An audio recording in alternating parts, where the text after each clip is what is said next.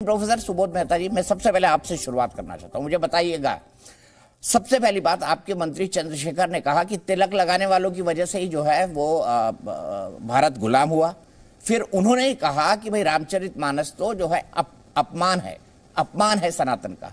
अब मैंने बताया सुधांशु जी, आज 1-3 है, क्योंकि आप, मुझे लगता है कि एक ही बंदा काफी है बीजेपी से, विवेक श्रीवास्तव, प्रोफेसर सुबोध मेहता, और तीसरे हमारे साथी राजीव रंजन जी का जवाब देने के लिए। तो सुधांशु जी, मैं शुरुआत करता हूं और प्रोफेसर सुबोध मेहता से मेरा यही सवाल है। मेरा सवाल है प्रोफेसर सुबोध मेहता, चंद्रशेखर जी ने 2 बात कही कि भाई जो टीका लगाने वाले हैं, तिलक लगाने वाले हैं, उनकी वजह से ही देश गुलाम हुआ। उन्होंने रामचरितमानस की आलोचना की, सनातन की आलोचना की। अब मैं आपसे यह जानना चाहता हूं, हाँ, जो जगदानंद सिंह ने, सॉरी, तिलक वाली बात जगदानंद सिंह ने कही। अब मैं आपसे यह जानना चाहता हूं कि लालू जी तो खुद तिलक लगा के घूम रहे हैं, तो क्या लालू जी भी देश को गुलाम बनाने के वालों का साथ दे रहे हैं तिलक लगाकर सिद्धिविनायक में?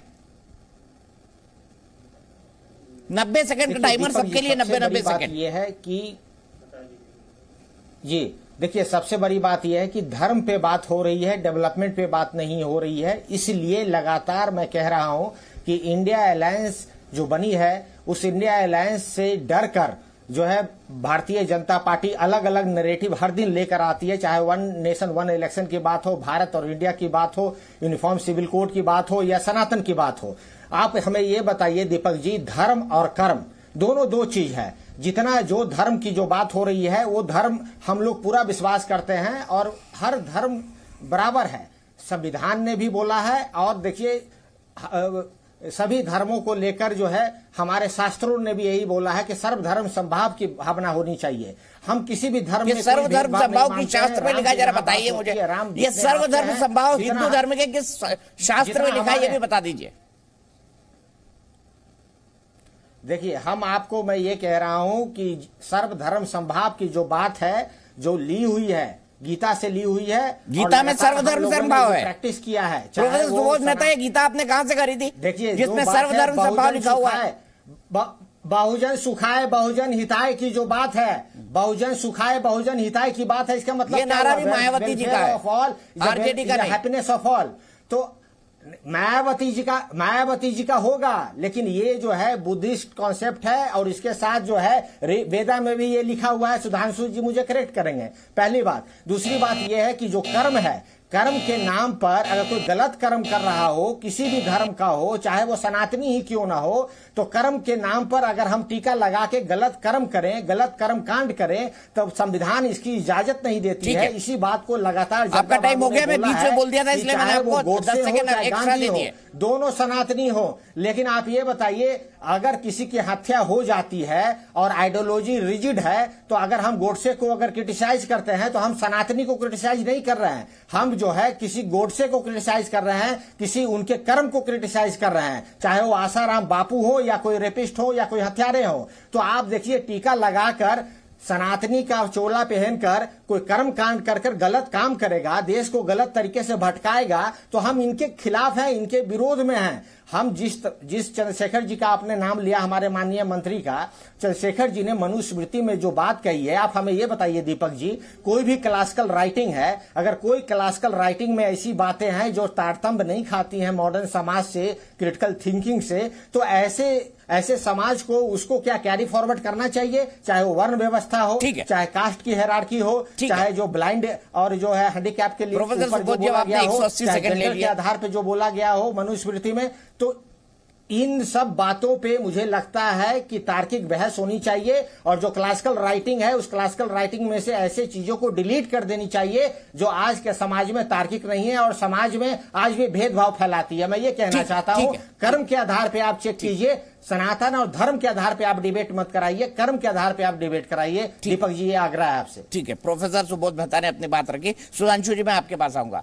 क्या वेद कहता है सर्वधर्म संभाव और बहुजन हिताय बहुजन सुखाय, ये किसी ऋग्वेद में लिखा है क्या? देखिए, जो सुबोध जी ने बात कही, ये बौद्ध मत और दर्शन में है। वो पूरा श्लोक ये है, भिक्खु चरति सर्वदा बहुजन हिताय बहुजन सुखाय। यानी बौद्ध भिक्षु जो है वो अपने लिए नहीं चलता, वो बहुत लोगों के लिए कल्याण के लिए चलते हैं, सिर्फ अपने लिए नहीं चलते। भगवान बुद्ध का संदेश था। परंतु मैं ये कहना चाहूंगा कि वेदों में या पुराणों में सुबोध जी उससे एक स्टेप आगे है, क्योंकि जब आप बहुजन की बात करते हैं तो कुछ जन तो छूट गए।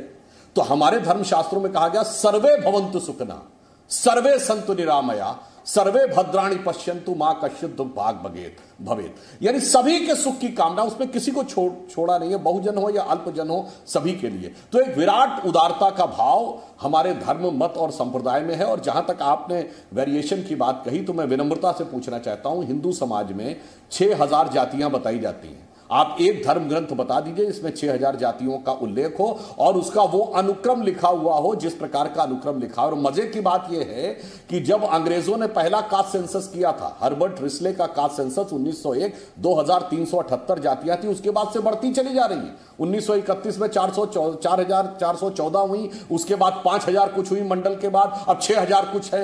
मतलब बड़ा आश्चर्य की बात है कि जो लोग 1990 से पहले बैकवर्ड नहीं थे वो अचानक 500 साल पहले या 5000 साल पहले के बैकवर्ड मान लिए जाते हैं। मेरे विचार से यह एक प्रकार का षड्यंत्र है समाज के अंदर विभेद क्रिएट करने का।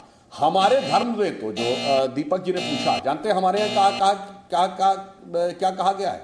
जो सनातन धर्म का मूल सिद्धांत है वो ये कहता है, मातृवत परदारेषु परद्रव्येषु लोष्ठवत आत्मवत सर्वभूतेषु यह पश्यत सा पंडिता।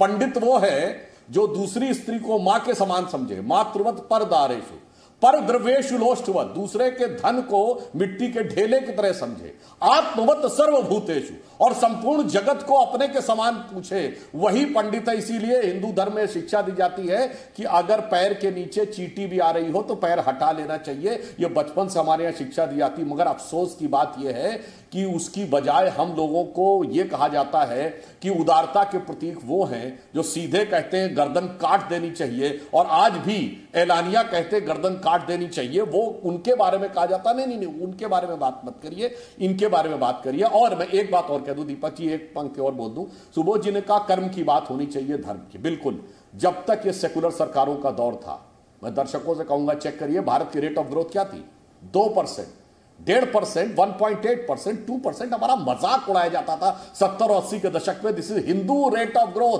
भारत इससे ऊपर जा ही नहीं सकता। और महंगाई की दर क्या थी, मैं दर्शकों से कहता हूं जाके चेक करिए, 1973-74 में 26%, 12%, 14%, 16%। 1991 में इसी सेकुलर सरकार के दौर में फॉरेन एक्सचेंज रिजर्व 1 बिलियन के नीचे आ गया, 2 बार रुपए का अवमूल्यन हुआ। और जब से आप जिसको कहते हैं ना सनातन धर्म वाली सरकार आई है, अटल जी की सरकार में वो 1 बिलियन से 100 बिलियन पहुंचा, मोदी जी की सरकार में 500 बिलियन पहुंचा।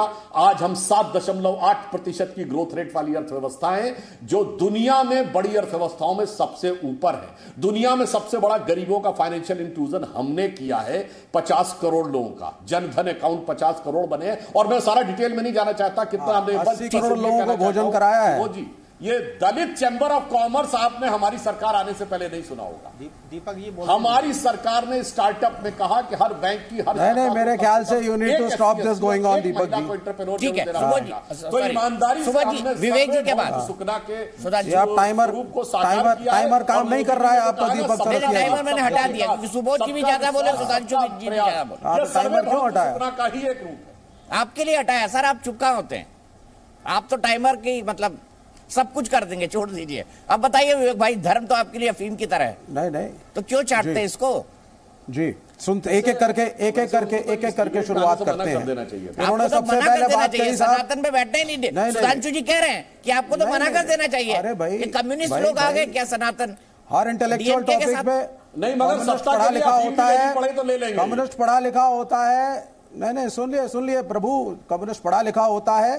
चीन के रक्षा मंत्री कहाँ गायब है? जेक मा की तरह गायब होगा विवेक श्रीवास्तव जी। चीन के रक्षा मंत्री गायब है, सुना है कुछ दिनों से। भाई इतना कंफ्यूजन मत करें, शांति से 90 सेकंड का टाइम दीजिए, सुनिए। चाइना के बारे में पता रहता है, इसलिए पूछ रहा हूं। कहा सर हमारे रक्षा मंत्री को हमें क्यूबा, चाइना, यूनाइटेड स्टेट्स, हमें यूनाइटेड स्टेट्स की दलाली के बारे में भी पता रहता है जो प्रेजेंट गवर्नमेंट इंप्लीमेंट कर रही है। हमें 100% FDI के बारे में भी पता रहता है। हमें यह भी पता रहता है कैसे वहां की कंपनियों को यहां ला करके देश को सरकार बेच रही है। हमें तो बहुत कुछ पता रहता है दीपक चौरसिया जी। जी न्यूज़।